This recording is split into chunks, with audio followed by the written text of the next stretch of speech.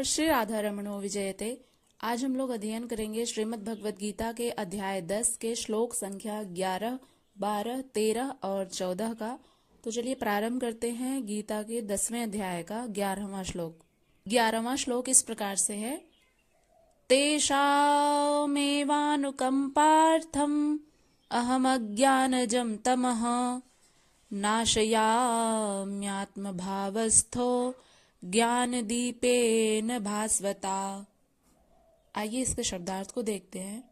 तेषाम अर्थात उनके लिए, एव अर्थात केवल, अनुकंपार्थम अर्थात दया करके, अहम अर्थात मैं, अज्ञानजम अर्थात अज्ञान से उत्पन्न, तमः अर्थात अंधकार, नाशयामि अर्थात नष्ट करता हूँ, आत्मभाव अर्थात उनके हृदयों में, स्थितः अर्थात निवास करता हूँ, ज्ञान अर्थात ज्ञान से, दीपेन अर्थात दीपक से, भास्वता अर्थात प्रकाशमान।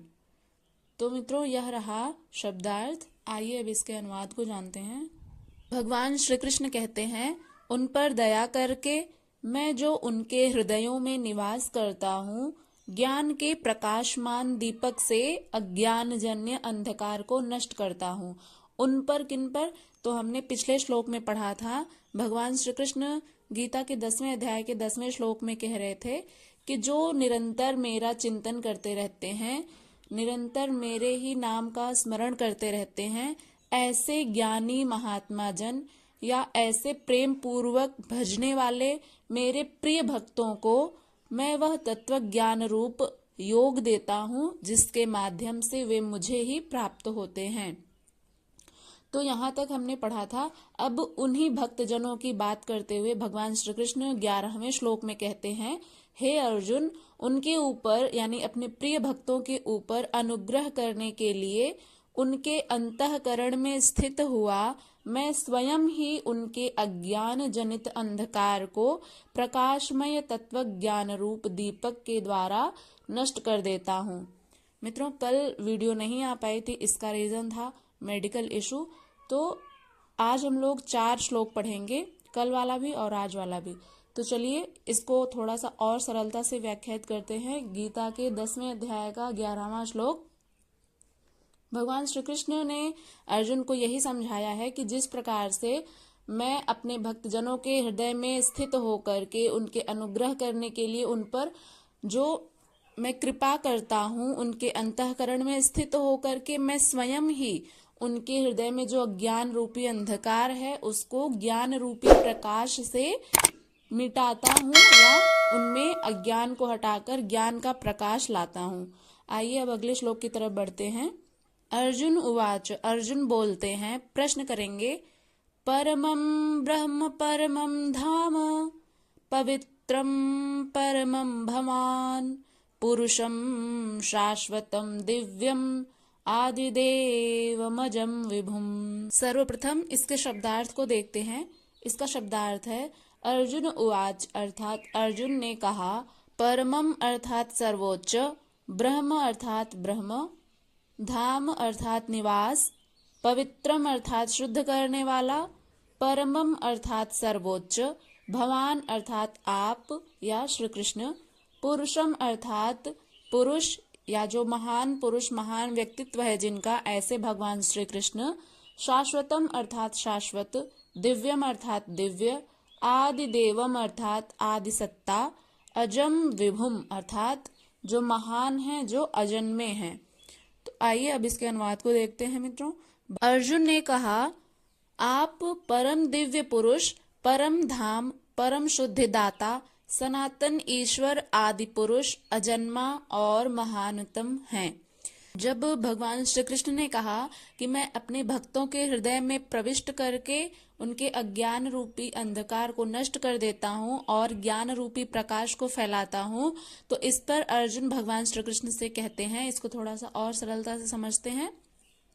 अर्जुन बोले, हे भगवान, आप पर ब्रह्म, परम धाम और परम पवित्र हैं, क्योंकि आपको सब ऋषिगण, सनातन दिव्य पुरुष एवं देवों का भी आदिदेव, अजन्मा और सर्वव्यापी कहते हैं। अब जैसा कि भगवान श्री कृष्ण आदि देव हैं, आदि दिव्य पुरुष हैं, देवों के भी देव हैं, अजन्मा हैं, सनातन हैं, पर ब्रह्म हैं, परम धाम हैं, ऋषिगण सनातन आदि दिव्य पुरुषों के भी पुरुष हैं। यानी कहने का भाव यह है कि यह सब विशेषताएं भगवान श्री कृष्ण की अर्जुन बता रहे हैं, तो इसीलिए आप सर्वव्यापी हैं, ऐसा अर्जुन भगवान श्री कृष्ण के बारे में बोलते हैं। आइए अब 13वें श्लोक की तरफ बढ़ते हैं। अर्जुन ही इसमें भी बोलेंगे, वे क्या कहते हैं आइए जानते हैं। आहुस्त्वयाम ऋषयः सर्वे देवर्षि नारदस्तथा असितो देवलो व्यासः स्वयं चैव ब्रवीषि मे। आइए इसके शब्दार्थ को देखते हैं मित्रों, फिर इसके अनुवाद को जानेंगे। अर्जुन ही इसमें भी बोल रहे हैं गीता के 10वें अध्याय के 13वें श्लोक में। इसका शब्दार्थ है, आहु अर्थात वे घोषणा करते हैं, त्वम अर्थात आपको, ऋषयः अर्थात ऋषियों, सर्वे अर्थात सब, देवर्षि अर्थात देवर्षि नारद, तथा असितः अर्थात असित, देवलः अर्थात देवल, व्यासः अर्थात व्यास, स्वयं अर्थात व्यक्तिगत रूप से, च माने और, इव अर्थात ही, ब्रवीश अर्थात बोलते हैं या आप घोषणा कर रहे हैं, मैं अर्थात मेरे लिए। तो यह रहा शब्दार्थ।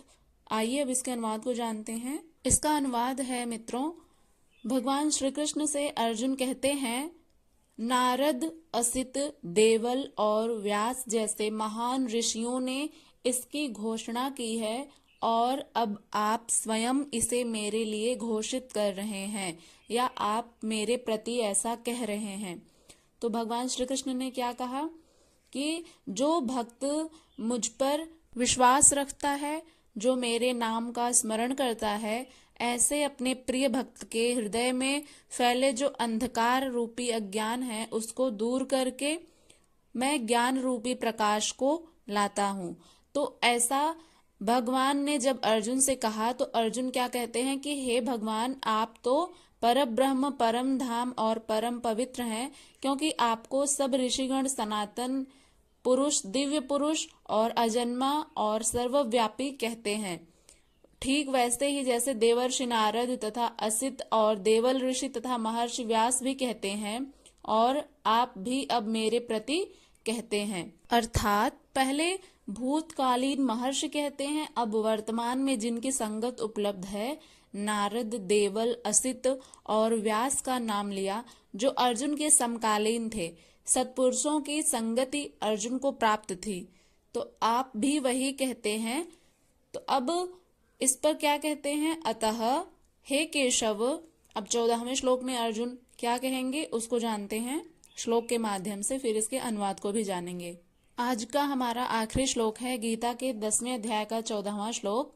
भगवान श्री कृष्ण से अर्जुन कहते हैं, सर्वमेतद्ऋतं मन्ये यन्मां वदसि केशव, न हि ते भगवन् व्यक्तिं विदुर्देवा न दानवाः।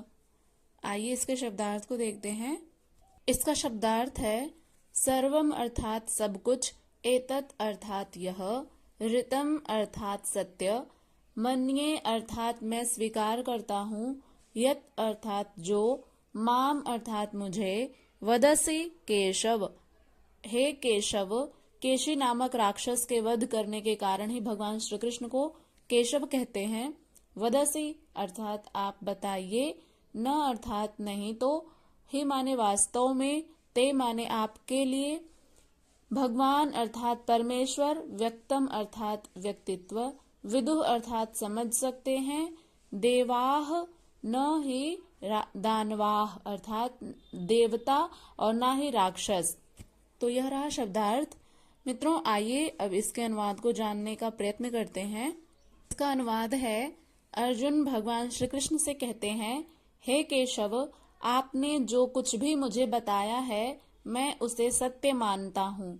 हे प्रभु, न तो देवता और न ही राक्षस आपके वास्तविक व्यक्तित्व को समझ सकते हैं।